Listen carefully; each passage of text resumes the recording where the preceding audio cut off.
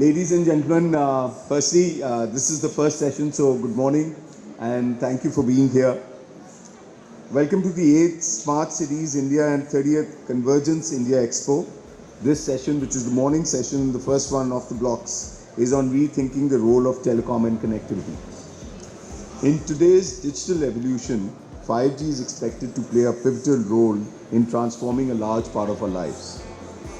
Not only is 5G expected to provide high-speed, reliable wireless connectivity, but also to support the development and deployment of emerging technologies and truly enable the experience of smart cities.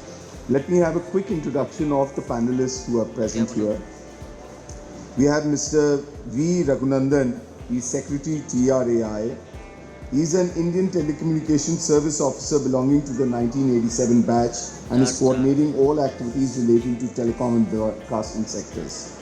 He obtained his MTech from SV University, Tirupati, and in 2006-07 he graduated MPA from Lee Kuan Yew School of Public Policy, which is one of the top few public policy schools in the world, based out of Singapore.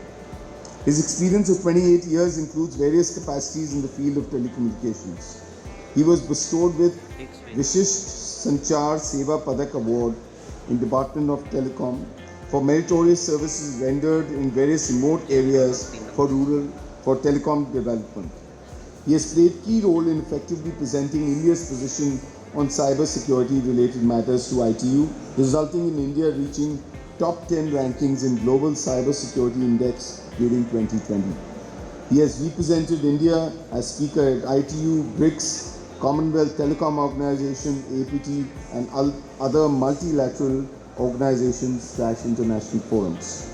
Then I have Lieutenant General Dr. S.P. Kochhar, who is the Director General of Cellular Operators Association of India.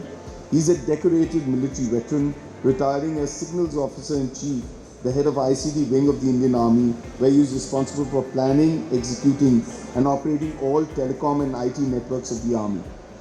He was the Additional Director General Personnel of the Indian Army earlier to that, wherein he was handling HR and empowerment of the 11 lakh strong force. He was the first CEO of Telecom Sector Skill Council, TSSC, and served there prior to joining COAI. He holds a PhD, MTech, 2 MPhils, and has been a member of the Executive Council of the National Board of Accreditation, Jamia Millia Islamia, and on the academic councils of IGNOU, Welltech and others.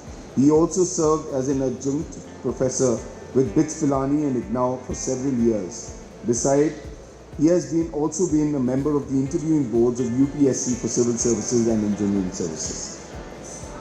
I have Mr. Vinayak Godse. Vinayak will actually be coming. Oh, Vinayak has come there. Vinayak, you did a very soft entry there, so like security. So Vinayak Godse is the CEO of Data Security Council of India. He has over 27 years of experience in information security, IT transformation, intelligent networking and telecom infrastructure. He also holds the National Center of Excellence for leads the National Center of Excellence for Cybersecurity Technology and Entrepreneurship. He was instrumental in developing DSCI Security Framework, DSI Privacy Network Framework, and DSCI Certified Privacy Lead Assessor and DSCI Certified Privacy Professional certifications, and conducted many of these training programs. Prior to DSCI, he worked with the global consulting practice of TCS and has also worked as a telecom engineer at BSNL. He started his career as lecturer in electronics engineering. So we have a lot of academia part of the panel. We have Mr. Anku Jain. Anku leads MediaTek's pan-India operations with offices in Noida, Bangalore and Mumbai. MediaTek Incorporated is a leading Taiwan-based global fabless semiconductor company that powers nearly 2 billion devices a year. Anku brings 25 plus years of rich and unique experience, having worked with the software product industry and the semiconductor space. Prior to MediaTek, he has worked with technology firms like Sprint, Riverrun and Network Programs before being part of a startup, Pixtel Communications, as a founding member. Anku is a BTech in Computer Science and Engineering from the Indian Institute of Technology, Delhi, and has done an executive program in Business Management program from IIM Calcutta.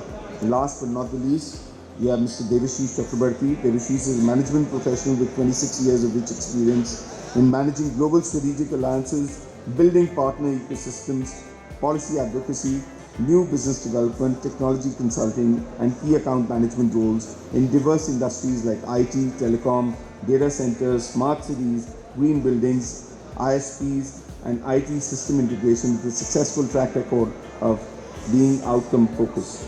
Prior to joining GSMA, Debashish was working with Schneider Electric, leading few strategic initiatives like the Startup Ecosystem Program, policy advocacy for smart cities, etc.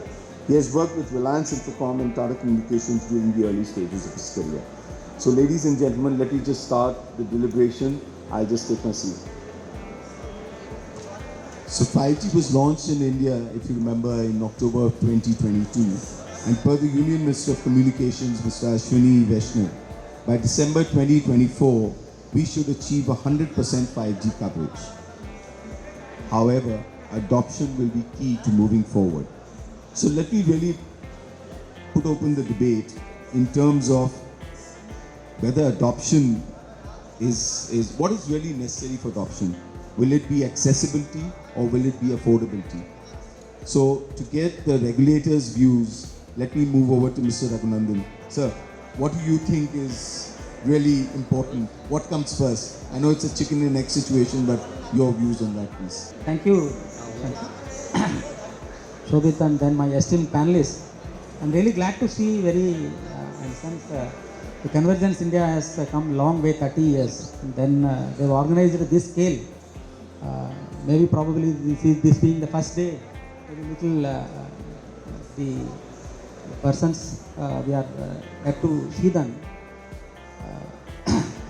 As far as the 5G is concerned, unlike the earlier from 2G to 4G, 5G has got a transformational role in actually not only in telecom.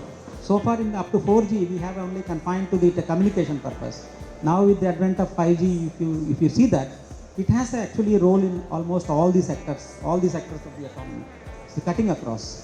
So the use cases which we have been talking about, and then even TRAI has actually recommended that in order to have the early adoption and then the faster deployment of 5G, we have given a number of recommendations along with the 5G pricing. So there we have recommended that for the adoption purpose. The first thing is that adoption has to happen.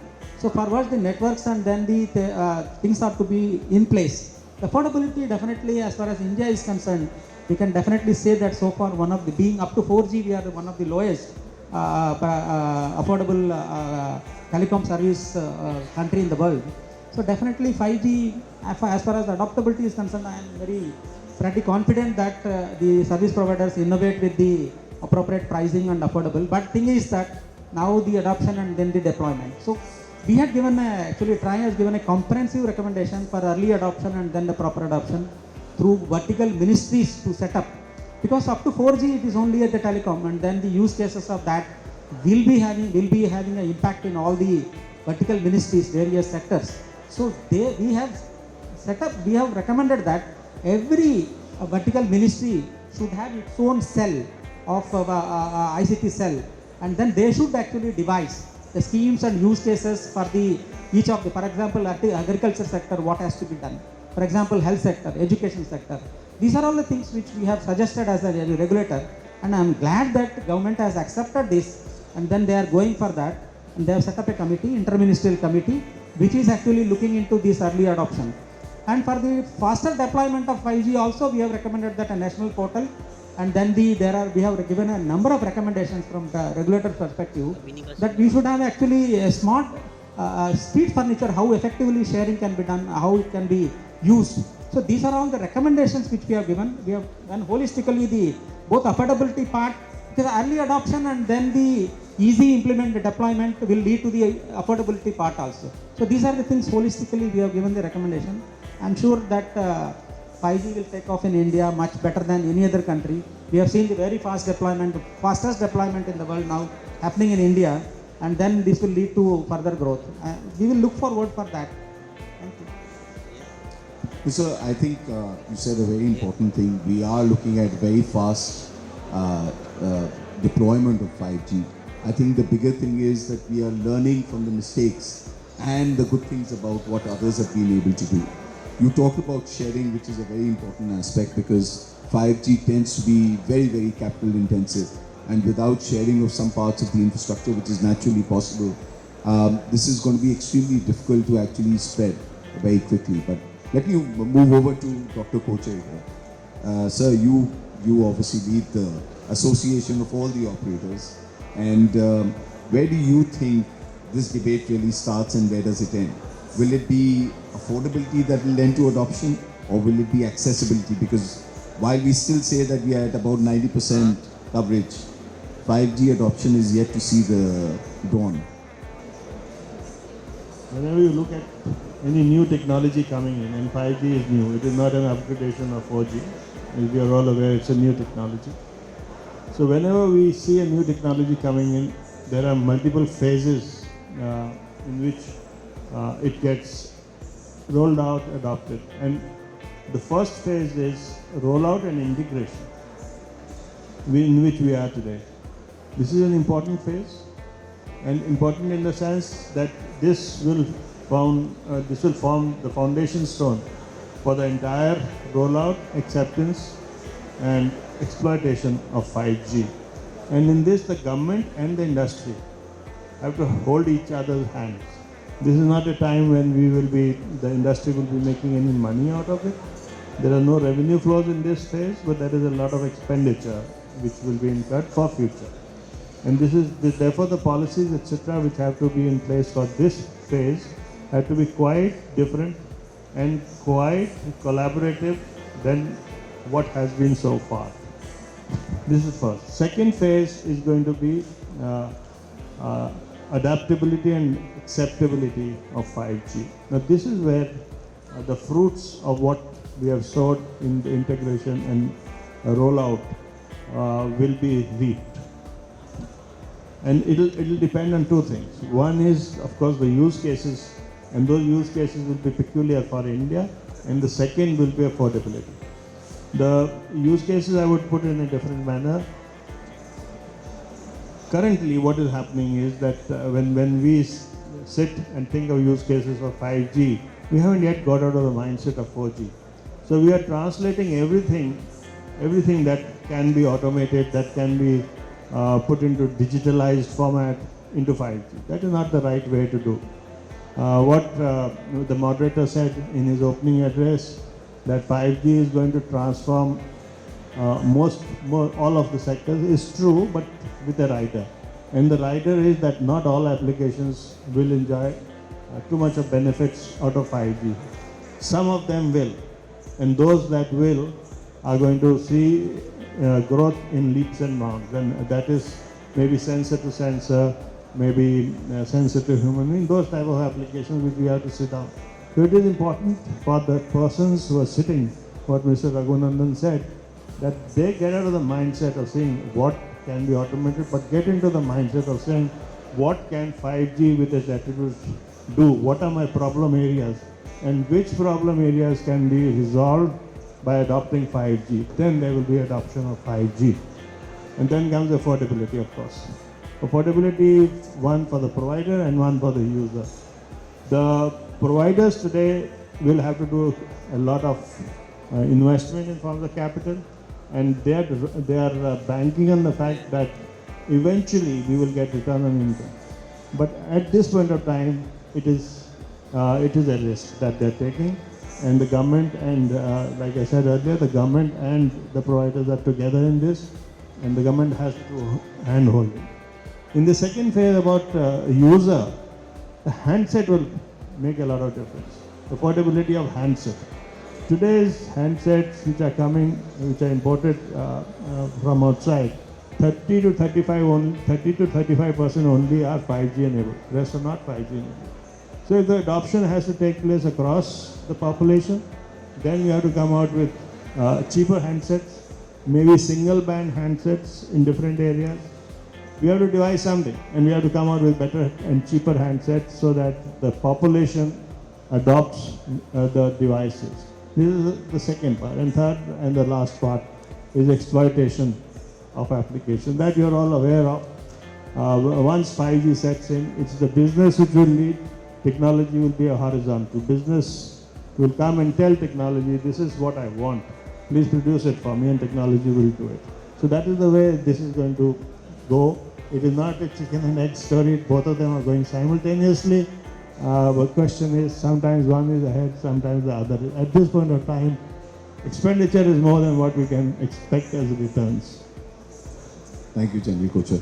I think, thank you for correcting me. It's always good to have the more senior statesmen correct the junior guys.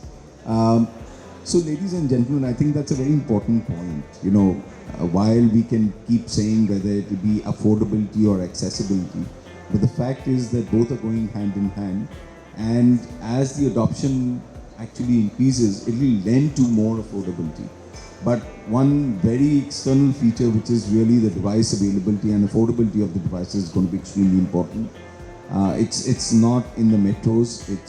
The adoption is also going to be in the semi-urban and rural areas, which is going to be extremely important for how the ubiquitous coverage will actually lead to what 5G can actually enable. So let me move on to and further the point that General Kochhar was also talking about on device affordability and availability.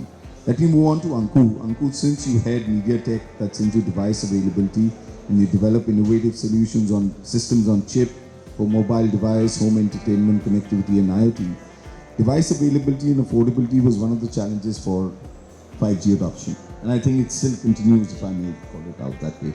How do you see this improving going forward? And what are the ways that you guys are trying to look at to ensure that this is available as well as it can lend to affordability? First of all, I must admit I am delighted to be here, Shobhit, with this esteemed panel from the industry and from the government. So yeah, it's a very important discussion we are having today about connectivity and telecom and so on. I think last October was a very momentous moment for when the 5G rolled out eventually, after a lot of wait. But if you see 5G penetration, last year 2022, we already saw 74% growth in smartphones shipment in India. So even though the 5G rollout took time, but we already had a lot of 5G shipments and end user devices in the hands of the users. And from MediaTek point of view, we are one of the largest 5G chip makers, chip designers. And what we are doing from our side is that we want to ensure that we have the entire gamut of chipsets available for the end users and for our OEM partners. So we have the Dimensity series of 5G chipsets, starting from Dimensity 700 and all the way up to Dimensity 9200. And these cater to the mainstream 5G chips and the premium chips and the flagship. So we want to actually have the entire bouquet of 5G chips available for the OEM so that they can target the market and make sure that we are able to democratize this amazing technology for the end users. So that's what MediaTek wants to do, and I think we are on that path, and we have been announcing amazing chips. The latest was about MediaTek 9200, which is a 4 nanometer based chipset, and amazing technology.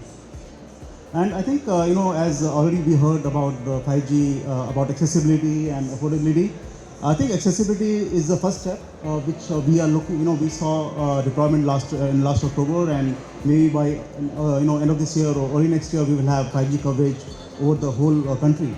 And that accessibility will help not only the metros, but also the rural areas to enjoy the broadband speed.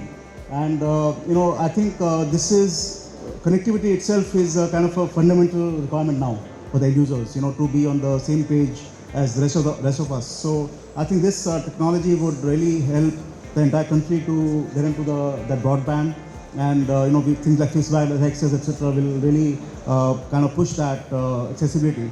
And of course, we'll talk more about use cases of Industry 4.0 and so on as we go on.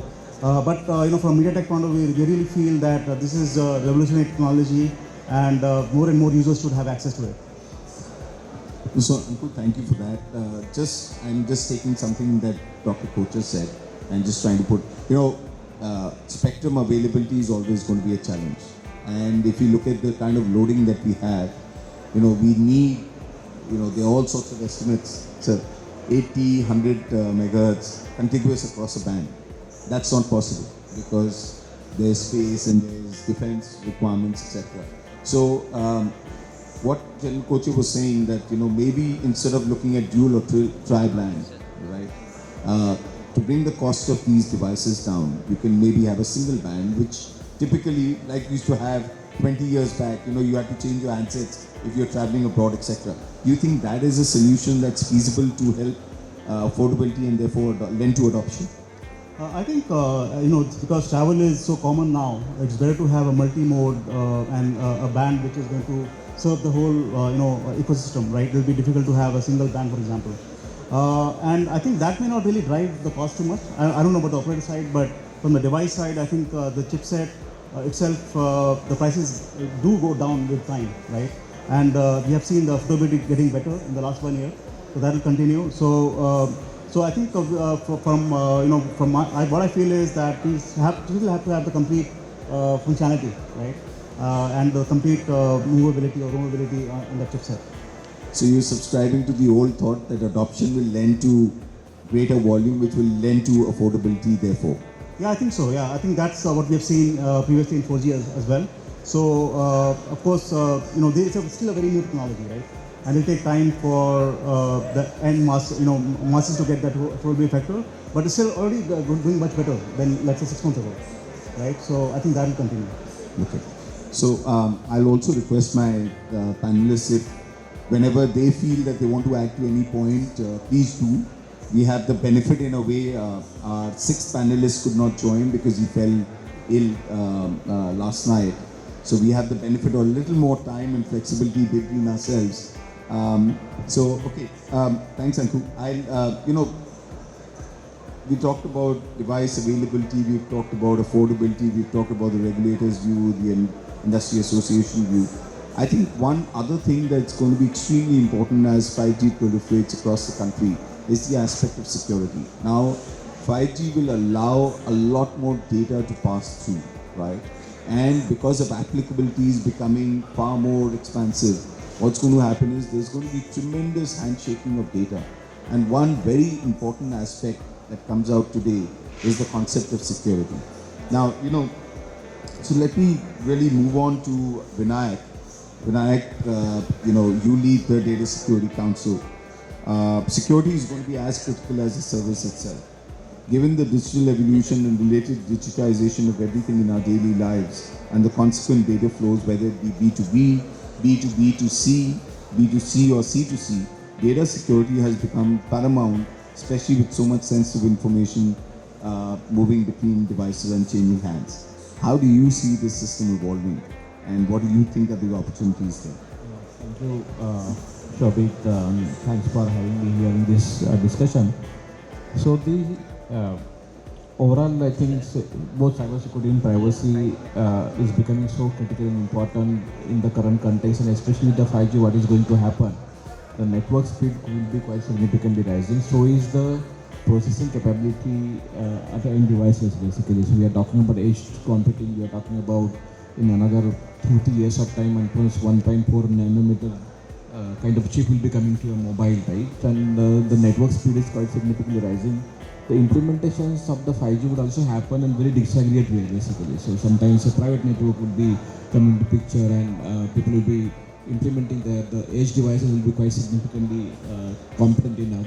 So the amount of data that we will be collecting and processing and transferring, basically, amount and speed of data, basically, will be quite significantly higher. And in that case, I think all these implementation is happening at a core level. I think a lot of effort will put together in terms of having those standards which will make sure that core network is secure. But still there are some issues which will be coming because the entire paradigm of 5G is changing from the typical circuit based to the more like a networks virtualization based kind of a network, basically.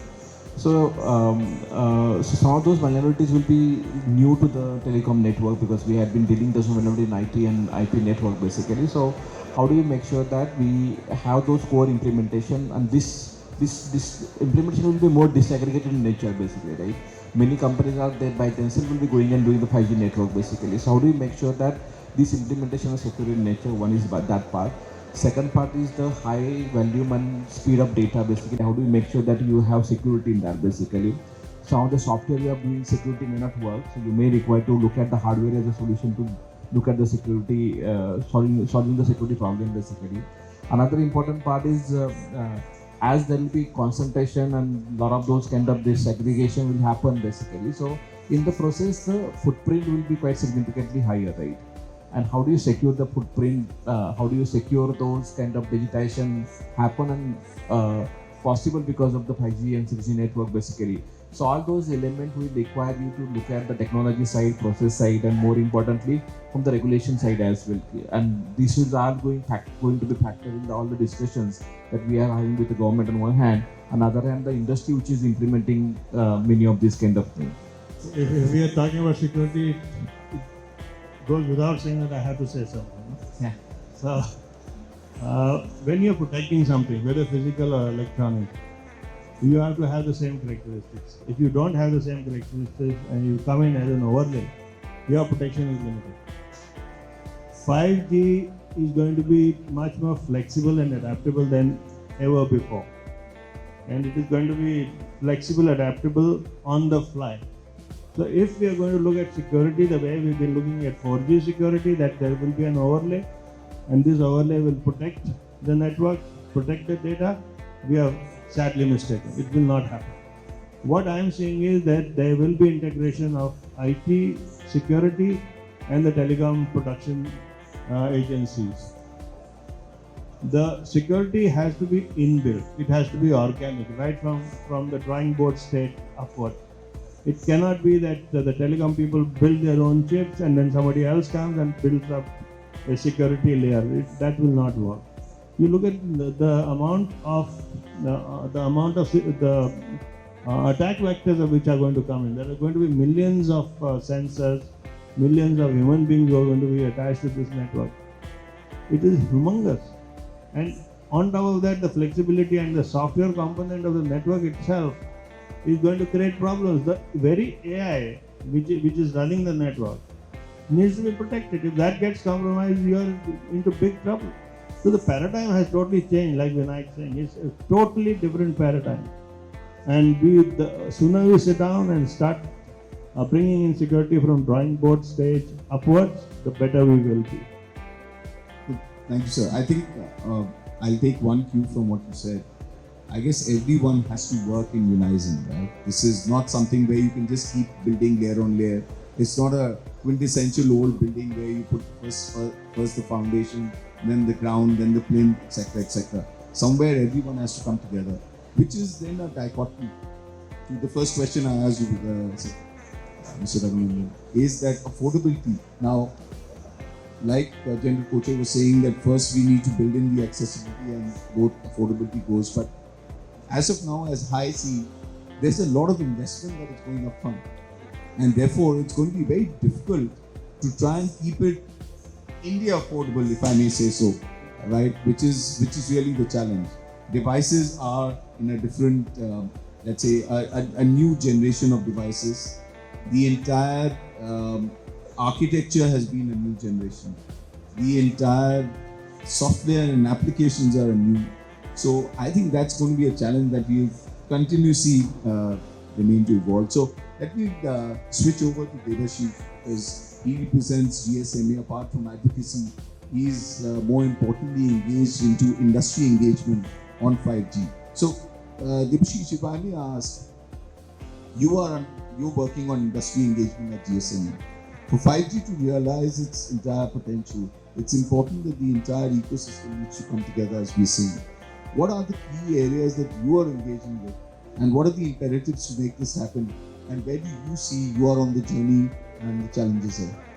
I know it's 4 questions packed in one, but since you are the last in the first round of questions, I thought you should get a more highlight on this. Thanks, Shobhit, for the question, and I'll try my best. So let me, good morning everyone. Let me start with few numbers. As an industry, we crossed 1 billion 5G connections as of December last year. 230 operators in 87 markets have launched 5G already, right? And the mobile industry has generated, or rather contributed, 2% of the global GDP last year, which is roughly around 5.4 trillion So why am I talking about this? Because I just heard my fellow panelists talking about investments, and 5G needs a lot of capital expenditure. But then, is there a race between investments versus innovation? Currently, no, but ideally we would want that to happen. That while investments are happening, innovations should rather also catch up soon, right? So, what is 5G? Is it a faster 4G, which most of the consumers tend to believe that 5G will give me better speed, so 5G is nothing but more or less faster 4G. It's not. It's a totally different technology. It's a totally different animal to tame, right? So, which will provide you with, very high speeds, ultra low latency, ultra high density, high capacity. So, that's a different technology altogether. And hence, going back to the question, we need, as an industry, we need to come together to, make this technology viable, successful, and the most important topic, which is getting discussed amongst the operators, it should generate additional revenue. Right now, how do we do that? So, Shobhit, you spoke about, what is needed for the ecosystem to come together. So, I believe what we are doing as GSMA is that we are bringing together the ecosystem on a common platform. By ecosystem, I just not mean the MNOs, the mobile network operators, but also the SIs, the system integrators, the GSIs, your chip makers, big tech companies, the OT companies, right? Operational technology companies, apart from the IT companies, consultants. There are so many of these, players who come together, and then we identify problems, right? Rather, what's the problem statement? Who is the best person to tell you, that what problem am I facing in my industry? That's a person from the field, right? If he comes and tells you that, look, if I would have had that, which is a feature of 5G, right, then probably this application, this particular feature, this particular problem of my customer I would have been able to solve faster or in a better manner. So those are the problem statements that we are deliberating on, and we come together to, we encourage the ecosystem players to come together to identify such problems and develop solutions jointly. So that's the role of an ecosystem, and 5G, the way it is, no one entity will be able to solve a problem. So we all have to come together to define those problems which 5G can solve, and then create the solution jointly. Shobhit? Thanks, Debashish. Any challenges you're seeing in all of this? What do you think is really the top one? See, the challenges that we see, as I said, innovation versus investments. The challenges are clearly, So okay, let me step back. Which are the industries on which 5G will have an impact, right? I don't see any industry in which 5G will not have an impact. The low-hanging fruits which you talk about, be it manufacturing, be it remote education, learning, retail, logistics, healthcare, you name it. 5G will have an impact in every industry. But then I think what I hear everyone talking about are, and Mr. Raghunandan started the panel by talking about use cases. I think it comes down to define those use cases, identify those use cases, work out those solutions, right? So that 5G is the most suitable solution to cater to that problem. So it's the identification of the use case. Honestly, if you ask me, I'm not in too much of a hurry, because when 4G got launched, right, no one had any idea of what are the use cases which this technology will help us to deliver or achieve, right? But then few years later, food delivery apps, Airbnbs of the world, the taxis that we use today, they were all built on 4G platform. Did anyone envisage that we will be able to do so much with 4G?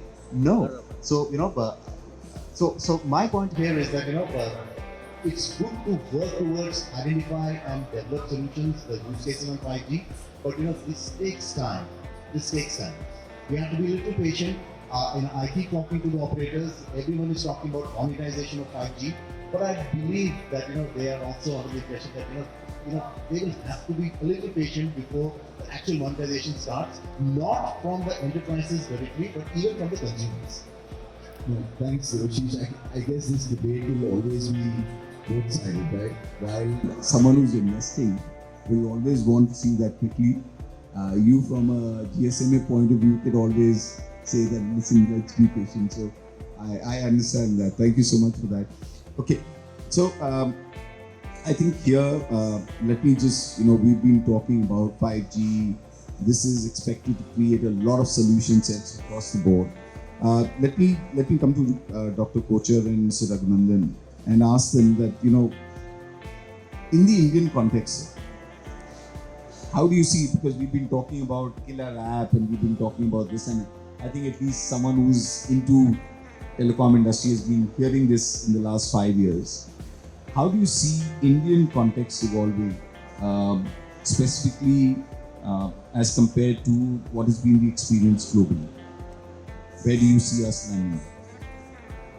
Thank you, Shobhit. I'm glad that you mentioned about the Indian context, because normally we have a tendency of doing cut and paste from the US or from the West. That will not work. Our environment is totally different. We have to find our own environment and our own use cases. Having said that, recently, a few months back, I was in Singapore attending a GSMA conference, in which I was surprised that even the advanced countries who have rolled out 5G unanimously stood up on stage and said, we don't know what is the killer app. Nobody knows. Nobody knows. Okay, now the reason for that, one of the reasons for that is, again, what I said earlier, we are not first identifying a problem.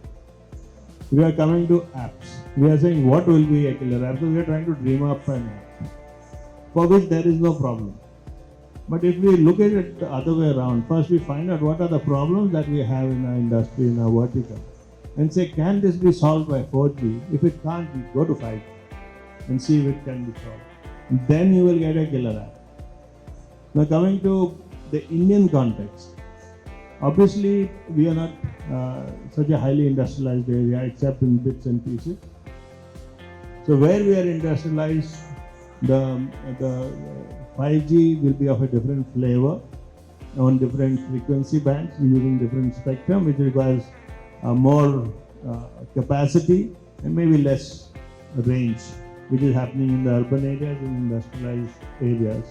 But in the rural areas where most of our population resides and where the connectivity is still very poor, there we will require aggregation of more customers, more subscribers, and maybe we'll have to work on lower band, non-standalone 5G, where we can aggregate more and give them the requirement of what they want, what is their problem. If they don't have a problem, we're trying to tell them that 5G will give you such a speed and such latency. He'll tell us, oh, bhag jao yahan se. How does it matter to me? What will matter to him? He requires some amount of data. He requires connectivity all the time. And 5G should not only be looked at capacity and latency. 5G should also be looked at the amount of aggregation it can do.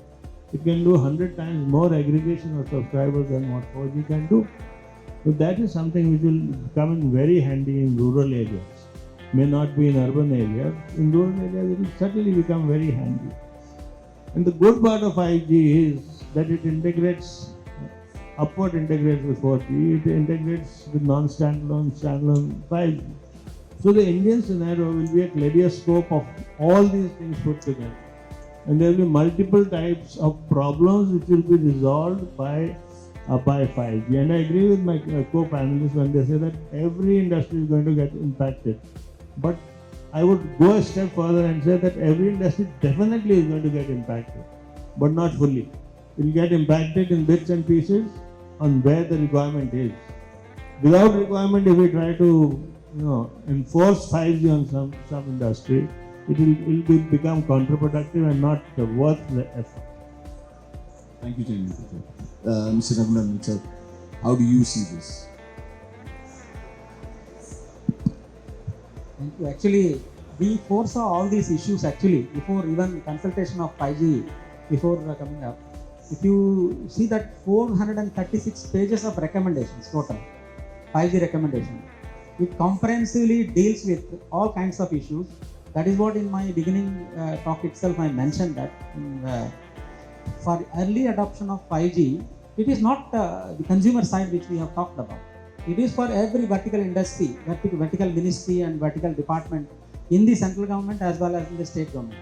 So we gave a recommendation that you identify. It is not that the service provider alone identifies. Let the ministries identify vertical departments and then sit with the service providers who have to collaboratively work with them. My colleague actually pointed out that it is patient issue. The patience and then the collaboratively working is the key way forward. So that is why we have thought about that and then recommended that.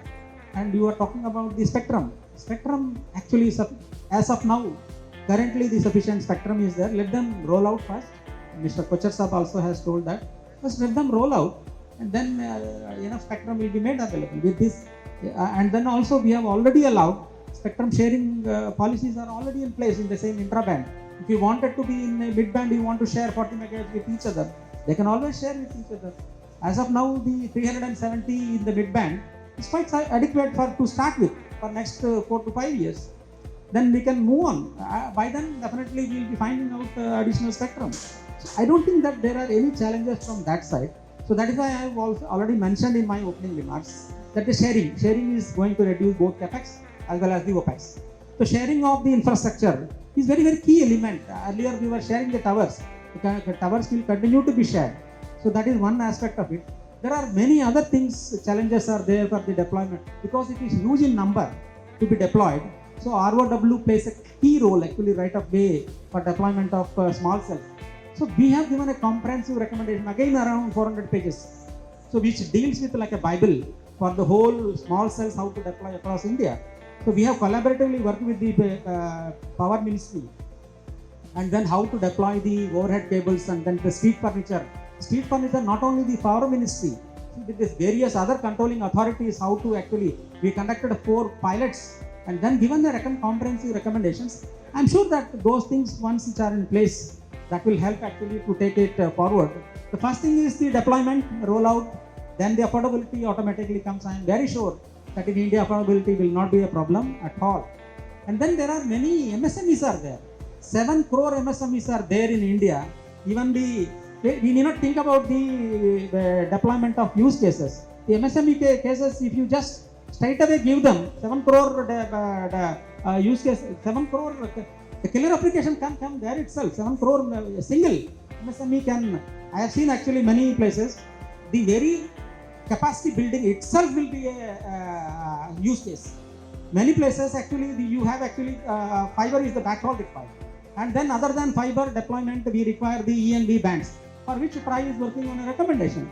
See, wherever fiber is there, wherever fiber connections are there, if you just provide a femtocell or a microcell of 5G and then develop capacity building centers and the experience centers, that itself is going to be to start with a huge 7 crore plus you are going to have. Next 1 year you can develop that. I think my industry colleagues can seriously think about this issue. And another thing is MediaTek, my colleague is here. We are thinking about the Bharat OS, etc. and how to bring in the chipsets, affordable chipsets for that. So that is going to play a key role. Another thing again. So I would request my panelists, esteemed panelists, to look into this aspect too, so that we can move forward. Definitely we are here to look into all those aspects. As a regulator, proactively we are taking. We are not reactive, we are proactive, and then we are actually looking ahead for next 10 years. We conducted a brainstorming session with the industry for next 25 years what we have to do. So we found the solutions for next 10 years what we should do. So we are coming out with the detailed recommendations and then proactive steps for that. Thank you again for giving us this opportunity. No, thank you, Mr. Raghunandan. I think this is a very progressive technology, and I'm glad to see from a consultant's point of view that all components are being progressive in their thinking. So thank you so much, because like General Kochhar also said, this is not about one view or solution set across the board. It's courses for different courses.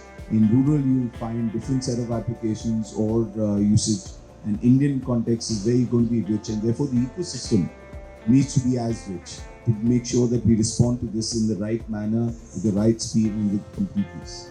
So I think we have the time, so I'll just quickly leapfrog into my, in a way, conclusion.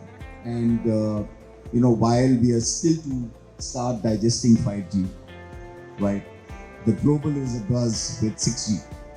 Standards are being set. There already talks about how they're going to get that into motion. May I just request a quick conclusion? I'm crystal gazing.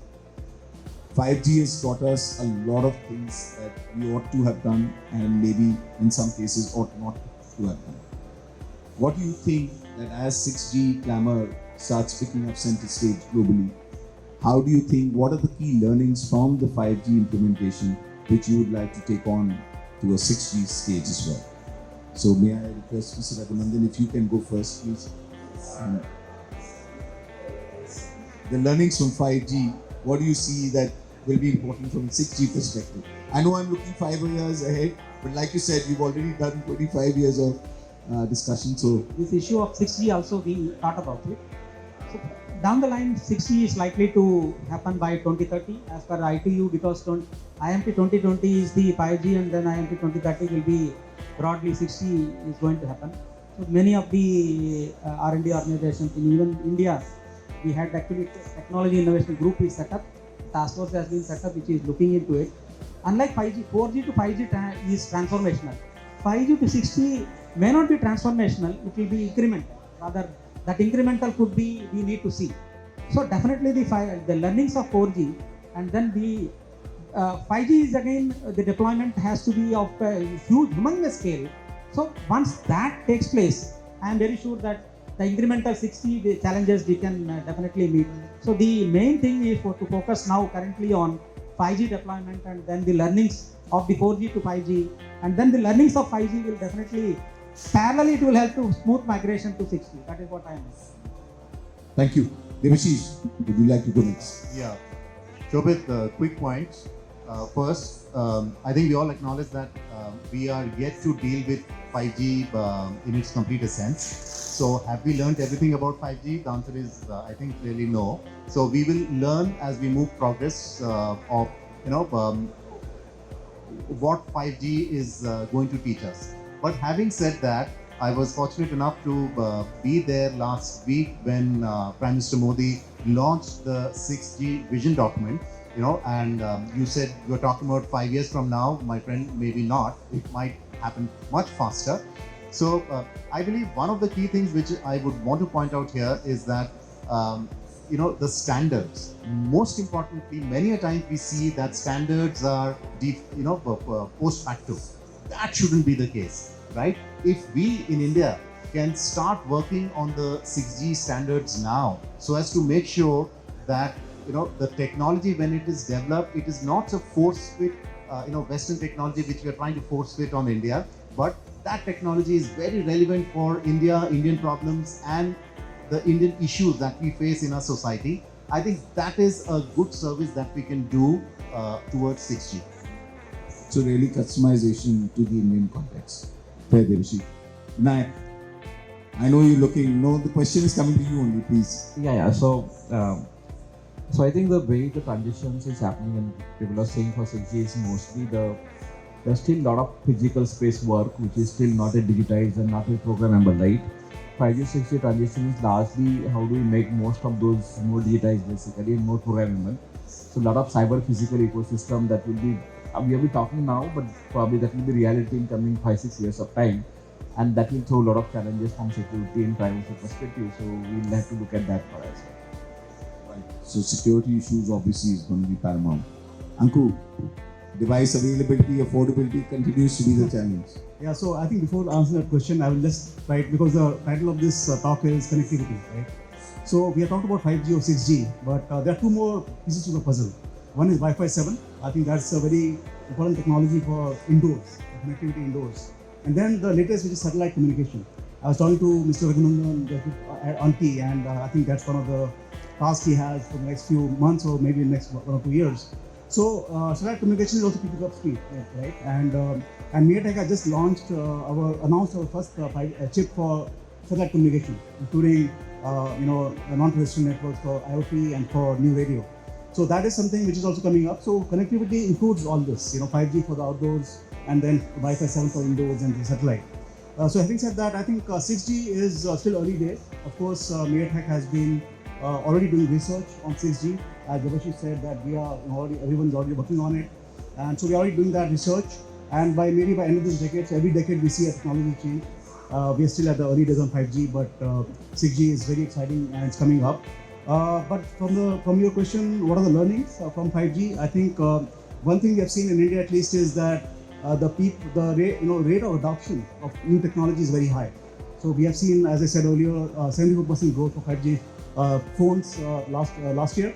And so I think that is one learning that will kind of continue. And we have to also learn about spectrum and regulatory frameworks that we have in India. We can see what happened in 5G and what can we take away for 6G. And so these are the two, and of course about monetization also. I think we have all touched upon that. So there are some things which we can learn. But 6G is still some time away, but of course very exciting. Thanks, Anku. Dr. Kochhar, your views, please. Yeah, I look at it a little differently. I think that whenever we are learning from 5G, certainly we have learned some lessons, some are yet to come. But what we have learned is that we have to have a strategy in place. And that is what the document which has come out, which was launched by the Prime Minister last week, talks about strategy and then policy. And within the policy, it talks about three pillars. First is policy itself. The second one is about regulation. The third one is about implementation or operationalization. So these are the things which we have to concentrate on. And the first thing that in policy has been taken up is the right way to go, and that is standardization. So we have to build our standards, be part of the international bodies where standards are accepted. India has to be there, which we missed out in 5G. So that was one learning. Second learning which we had and which will come in implementation is R&D. We have not done any R&D in 5G. We have not had any test beds in time. So that is something which has been set right now by the government and by the regulator. We have provisions for doing R&D. We have, the Prime Minister has announced innovation labs. He has announced some labs for 5G testing, which will be upgraded. Already we are working on 5G plus, and we are going to go on to 6G. So we have the time, and like Mr. Raghunandan said, it is 5G to 6G is a change, not in technology but in the capacities, like 3G was to 4G. So it will not be a paradigm shift the way 4G to 5G has been, but it will be upgradation of 5G to 6G. So it will be easier. And we are there. We are now getting into the act right in time, and I think India will be in the forefront if we continue going the way we are. Thank you, sir. So there you are, very specific learnings from 5G, possibly going into 6G. I know we're just about time. Two questions, can we just ask the audience? Thank you so much. Any questions? And obviously, I request if you have more, please engage with the panelists post the session. And if you can please state your name, where you are from, sir, that would be very nice. Yeah, hello. My name is Sachin Deshpande. I'm from Tata Play Fiber. So I think the topic somehow did not get discussed on the impact of 5G onto home broadband, especially in a country like ours. Maybe anyone from the panel can really talk about it. Yeah, maybe I can take a stab at that. I think that's a very important use case. Fixed wireless access is something I told in the initial part of my talk, and I think Mr. Kochhar also mentioned about that. The specifically for India, for rural markets, they don't still enjoy the broadband, right? And they don't have the fiber connectivity, etc. So I think this 5G connectivity will give that broadband opportunity. So that is a very huge use case for 5G, apart from the rest of it. Yeah. To this, actually, I'm just saying that is it only rural use case or the home broadband in the dense urban? Because the fiberization even for 5G sites is a challenge, right? Yeah, it's wherever the access is not available at the moment. It could be rural, could be urban, but I think in urban we already have the most of the connectivity available. But if there are some pockets which are missing, it will help there as well. So definitely this is a good use case. So the answer to your question would be, what would you prefer? A fiber connectivity or a mobile connectivity for broadband? You'll obviously prefer mobility. So if you get 5G and you can get the same sort of services, irrespective whether you're in rural or urban, you prefer that. So that is the use case for both urban and rural. But like Anshu said, more for rural where it is non-existent. So it'll be much more in rural than in urban. The return is far better. I know Mr. Raghunandan wanted to say something. Actually, I wanted to supplement Anku's this thing. One of the killer applications worldwide predicted was FWA, fixed wireless access for the home broadband. So we have actually, this also came up in our discussion during our brainstorming. So what regulations to be in place, etc. in case of a future requirement. We will be working on that, and then not only the fiber-like, it's not necessarily fiber-like experience will be there in this FWA. So that is going to be there. Multicast, unicast issues were discussed in that. So we are working on that. Maybe we have already consultation paper is there on the multicast versus unicast. So I am sure that that is why I indirectly mentioned that 7 crore MSMEs are there. 7 crore MSMEs can be served not necessarily through fiber. It has to be through FWA applications. That is how to start with. So there are use cases, and then home broadband definitely is another killer application which we can think about it. So these are the 2-3 things to start with, and then we can move on. That is what. And even in 30 the seconds, please.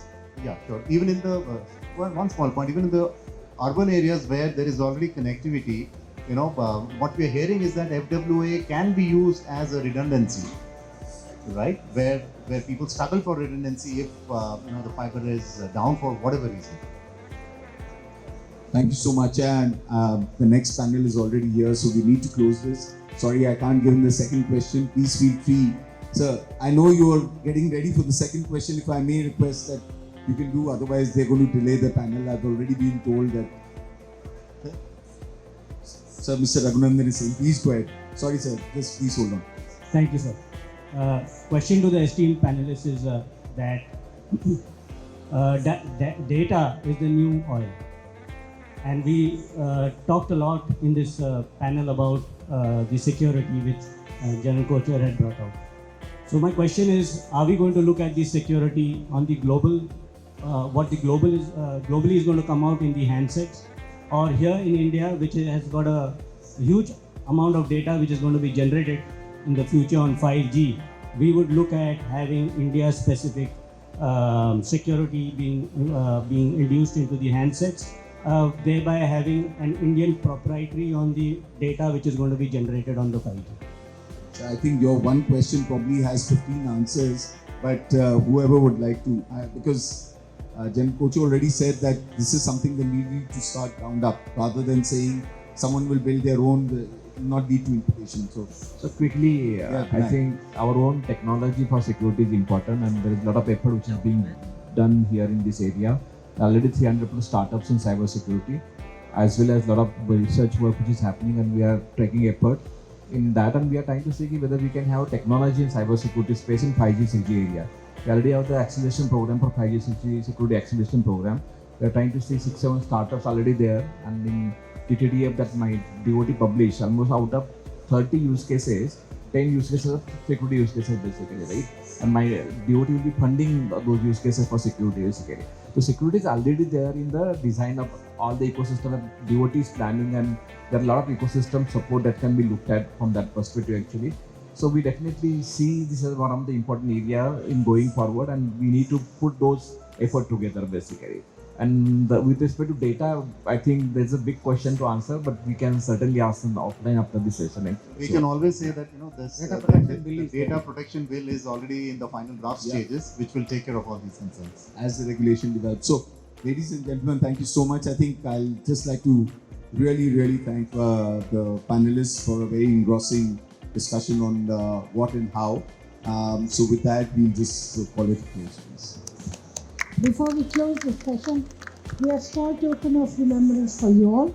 So may I ask our moderator, Mr. Shobhit Agarwal, to give mementos to Sri Raghunandan, Secretary TRAI, President General Dr. S.K. Kochhar, DG Cellular Operators Association India, Now I won't forget Mr. Debashish Chakraborty, Anku Jain,